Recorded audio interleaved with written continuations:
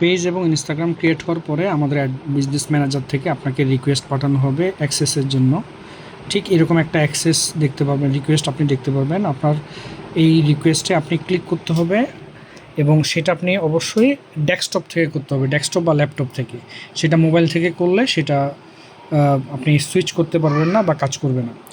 তো যখন আপনি নোটিফিকেশনে ক্লিক করবেন তখন আপনার পেজে আপনাকে সুইচ করতে হবে। সুইচ নাওতে ক্লিক করবেন, ক্লিক করার পর চলে যাবেন আপনি সেটিংস অপশানে। সেটিংসে যাওয়ার পরে আপনি ক্লিক করবেন পেজ সেট আপ।